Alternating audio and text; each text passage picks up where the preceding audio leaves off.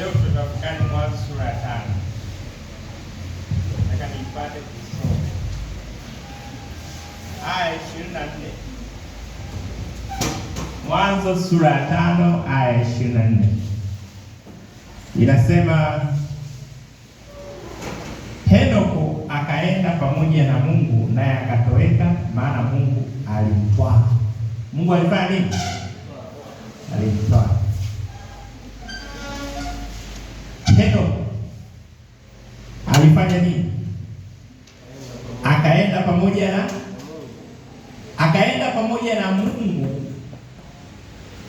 Kwa maana nyingine unaweza sema alitembea pamoja na Mungu. Kwa maana nyingine alikuwa pamoja na, aliongozwa na. Sasa unaweza kujiuliza swali, nini kilimfanya Henoko atembee na Mungu? Na somo la jioni ya leo linasema tembea na Mungu. Bwana asifiwe sana. Tembea na nani? Tembea na Mungu.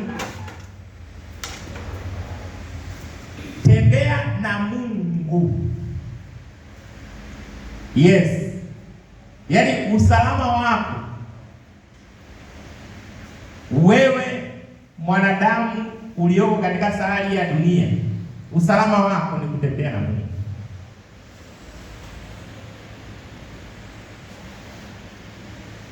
Mimi ni kijana mkubwa, sio kijana mdogo.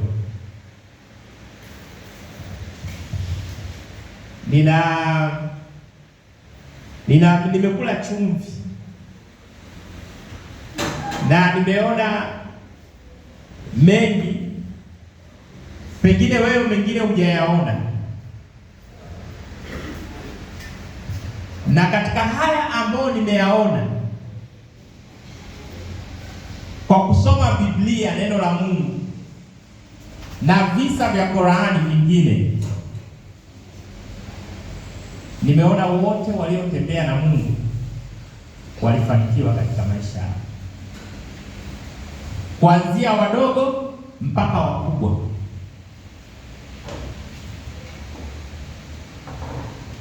Wamefanikiwa, ingawa wakati fulani wanaonekana kupitia magumu. Unajua wokovu ni bure, si ndio? Lakini kuishi yaani wokovu umetolewa bure, ila kuishi wokovu, kuishi Ukristo ni gharama. Kuishi Ukristo ni gharama. Ni gharama kubwa. Kwa mfano, naomba mlango nifungie mlango. Kwa mfano,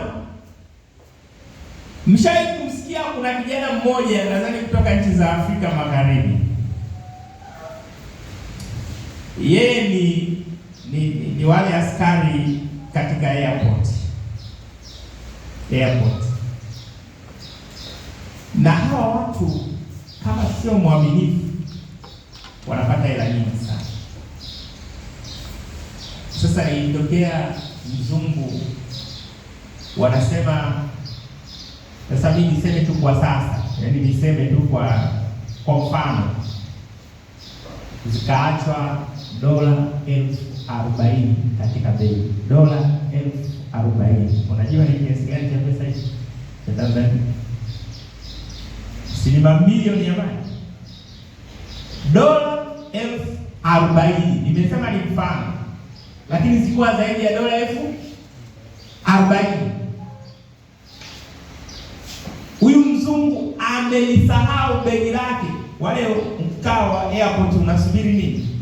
Ndege na ukaguzi ili upate kwenda kwenye ndege, akalisahau hapo. Lakini huyu mzungu, huyu kijana hakuchukua hata senti. Na sio kawaida. It is not normal. Juzi wakati nakuja hivi nilipata SGR. Sasa wakati nakuja hivi pale Dodoma nilisahau nikachukua hii pochi yangu, kumbe kulikuwa na hela zimekaa hivi, nikaweka kwenye kale sanduku. Nikaona watu wanatolea macho hivi, na mimi nikawa makini, nikajua hapa nikicheza tu hela nisahau, bahati mbaya watabeba hawa. Yaani macho tu nilivyoyaona hivi, nikajua hapa sitakuwa salama. Ilipokuwa nishaikuwa hivi na mimi nikaangalia fasa lije kabisa lipite hapo, linifikia haraka, maana nilijua kabisa, niliona macho ya tamaa. Na macho ya tamaa unayaona, macho ya tamaa unayaona. Lakini kijana huyu alirudisha pesa zote kwa mhusika, akapeleka mahali husika, ikatangazwa, na yule mwenyewe akaja akazichukua pesa zake. That's faithfulness. Uaminifu. Henoki hakutwaliwa hivi, alitwaliwa kwa sababu ya uaminifu. Uaminifu katikati ya dunia ya uovu, Mungu anatafuta watu wenye sifa za kina Henoki. Katikati ya dunia iliyochafuka, inayonuka, yenye rushwa, yenye vishawishi vya kila namna. Unajua, kwa mfano ni vijana wengi hapa, wengi na hata huko nje tunaishi kwa tamaa, tunaishi maisha ya kuigiza, maisha ya kuigiza kabisa. Usione watu wame kwenye Facebook na inaitwa ni Instagram, wamevaa vizuri kwenye majumba mazuri, ukazani ni uhalisia. Wengi ni bandia. Tena wengine wana majina ya Kikristo. Ni showing off. Ni maisha bandia. Ni maisha bandia kabisa. Yaani 90% wanaishi maisha bandia, sio ya uaminifu. Nataka kuishi kama Diamond Platnumz, ajui huyu mtu ameweka maagano na watu gani. Yule mwenyewe wakati mwingine anasema mimi naishi maisha ya shida sana, msinione hivi. Naishi maisha ya nini? Ya shida sana. Kwa sababu kuna maagano ameweka. Maagano makubwa. Maagano makubwa. Wewe unapocheza beti unaliwa hela, tena ni Mkristo. Hivi mwisho wake unakuwaje?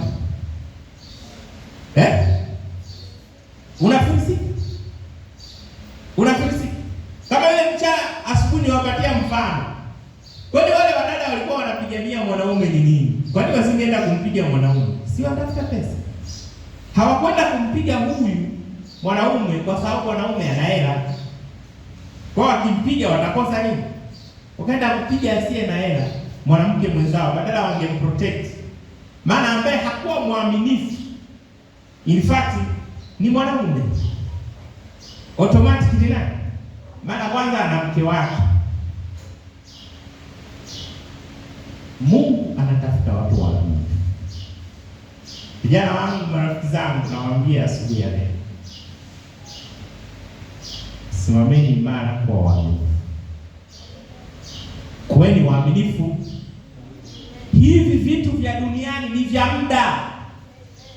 Yaani hivi unavyoona hivi vya duniani hivi vina mng'ao mzuri wa macho, wa tamaa ya macho, ni vya muda, vya just temporary.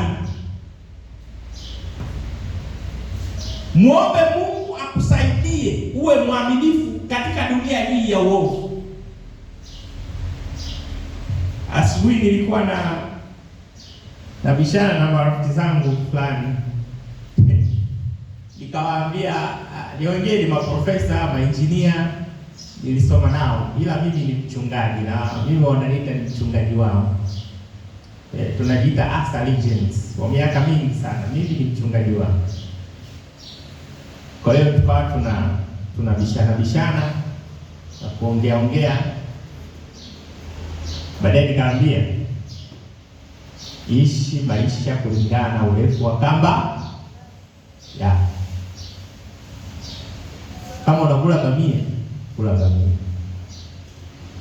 Ukitamani nyama ya ng'ombe na mfuko umepasuka huko na huna uwezo wa nyama ya ng'ombe, utaishi kwa tamaa. Unajua, kwa mfano hii Dar es Salaam, nyie wengi wenu ni wageni hapa Dar es Salaam, mmekuja tu kutoka mikoani. Mimi ni mzao hapa Dar es Salaam. Unajua kwa nini inaitwa Bongo? Ushai kujiuliza kwa nini inaitwa Bongo? Hebu shika kichwa chako hapa. Ubongo uko wapi? Inaitwa Bongo kwa sababu maisha ni kutumia akili. Kwa kila mtu anaishi bora pesa ifanye nini? Ingie mfukoni, ale aishi. Kwa njia yoyote, iwe ya halali sio halali, ya ushirikina sio ushirikina, lakini ili mradi maisha yaende. Hii Bongo inaitwa Bongo. Lazima uchemshe kichwa. Ndio maana unaona wengine sasa kwenye vyuo vikuu chetu angalau kina usalama, maana jina la Bwana linatajwa. Nenda huko kwenye vyuo ambavyo hata jina la Mungu halitaji. Magari yanapishana asubuhi na mchana, asubuhi na mchana. Lakini hayo ni maisha temporary, yasiyo ya uaminifu, yasiyo ya uaminifu, yasiyo na mafanikio, yasiyo na furaha, ya furaha tu ya nje, lakini ndani you feel guilt. Unajua, unapofanya kitu ukaanza kujisikia mwenye hatia, hata kama una mapesa. Kuna watu duniani hapa wana mapesa, wana kila kitu, lakini wana hatia ndani ya mioyo yao, kwa sababu walipoipata hawajapata kwa njia halali. There are many. I know some of them. Even they are good friend of me. Tembea na Bwana. Katika dunia hii ninakushauri na kutia moyo, rafiki yangu, tembea na Bwana, tembea na Mungu. Hapa ukiwa chuoni hapa, tembea na Bwana. Ukiwa kule hostel, tembea na Bwana. Ukiwa day scholar, tembea na Bwana. Popote pale, tembea na Bwana, na Bwana akuone kabisa kuwa unatembea naye. Na atakapokuja mfalme wa wafalme, atakuchukua, tutaenda nyumbani. Hata kama utalala katika Kristo. Unajua hii Enoki ni mfano wale ambao watachukuliwa hata unja mauti. Na mimi naomba nisife, Yesu aje anichukue katika ule ufufuo wa kwanza. Bwana asifiwe sana. Ili atakapokuja na mimi niende miaka ile 1000 tu.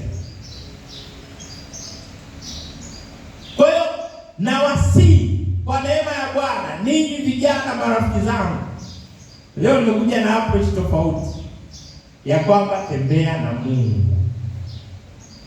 Walk with Jesus. Tembea na Mungu. Haya maisha ya duniani hapa, haya maisha ya nje haya sio na uaminifu, haya ni ya temporary. Bora hata uvae tu shati moja kwa wiki nzima mpaka hata unamaliza chuo. Ni la kwako. Ni la kwako. Ni la kwako. Bora watu wakuite mshamba, hauna msichana, hauna mvulana, bora wakuite tu mshamba, ni sawa. Wakuite tu mshamba, mwinjilizi azuia na makofi. Wakuite tu mshamba, bora kuliko kuchezewa. Kuna faida gani sasa? Which proof do you get? Unachezewa una haki. Chezewa una haki. Kuna faida gani? Hakuna faida yoyote. Just wasted of time. Bora niitwe mshamba. Lakini kwani nikiitwa mshamba nimepungukiwa na nini? Kula, kuishi, naishi, napumua, nafanya kazi ya Mungu. natimiza wajibu wangu nikiwa hapa chuoni. Haya, mimi mshamba, wewe na mimi ukapata HIV, ukapata magonjwa ya ngono, nani mshamba sasa? Ukakamatwa ukaanza kunyolewa na minywele, unakatwa kaka. Nani mshamba? Na vipigo pupu, nani mshamba? Nani mshamba? Na utapigwa hivi karibuni. Wewe unaniangalia.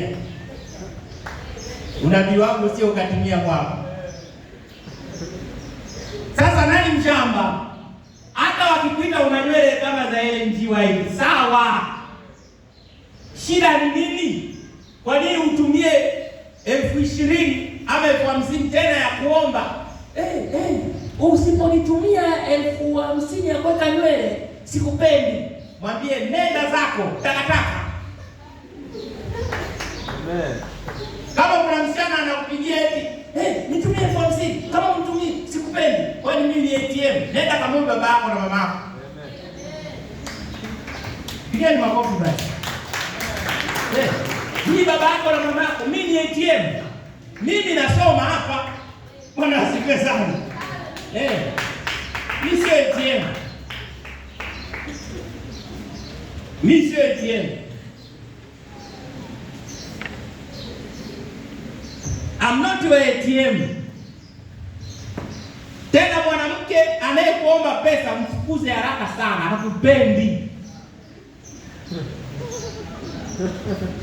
Hata kama anakuomba shilingi 10, hakupendi. Anakula pesa zako zote na wewe utafeli darasani, yeye anafaulu.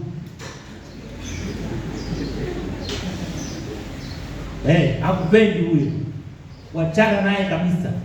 Huyo hana sifa za Enoki, hana sifa za Esther, hana sifa za nani?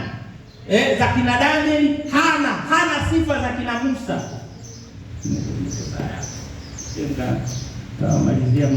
Hana sifa za Musa. Hana sifa za Musa. Hana sifa za Musa. Hana sifa za Musa. Wala hana sifa za Yusufu. Hana sifa za Esther. Hata kama boyfriend saizi anakwambia, aisee naumwa kweli na baridi hili, naumwa njoo unione, usiende.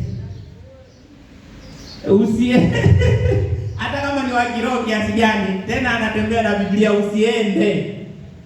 Unajitafutia balaa. Usiende.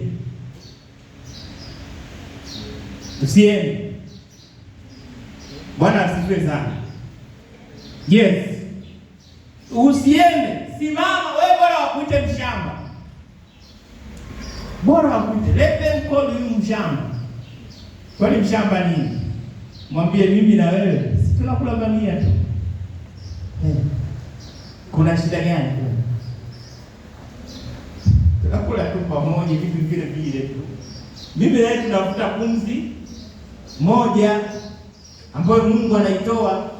Sasa tuna tofauti gani? There is no any difference. We are just a human being. Wakati wa Bwana, Biblia imesema kila jambo lina wakati wake. Na kina Henoki walielewa kila jambo lina wakati wake. Ndio maana alikuwa mwaminifu kwa Bwana. Watakatifu wote walikuwa waaminifu, walielewa kila jambo lina wakati wake. Wakati huu, narudia tena kama nilivyosema asubuhi na malizia, wakati huu umewekwa hapa kusoma. Soma. Narudia tena, soma. Fanya kilichokuleta hapa. Usipofanya kilichokuleta hapa, utawatia hasara wazazi wako na wafadhili wako.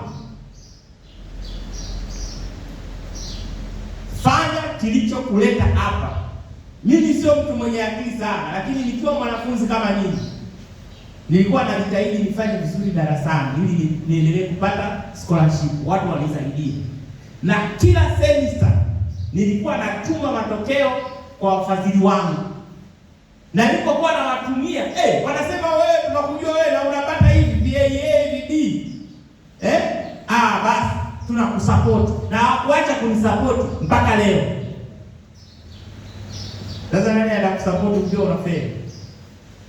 Hata mzazi wako atakata tamaa na wewe. So nawatia moyo, kuweni waaminifu, tembeeni na Bwana, kuweni waaminifu, tembeeni na Bwana, maana Bwana anawapenda sana. Na mimi mchungaji wenu ninaendelea kuwaombea na kuwatia moyo, na nataka niwaambie, kwa sababu Bwana amewapa nafasi ya kuabudu katika chuo hiki. Nataka niwaambie mtaendelea kufanikiwa siku zote za maisha yenu. Bwana asifiwe sana. La muhimu tu muombe Mungu, fanya kilichokuleta hapa Excellent College. Tusimame kwa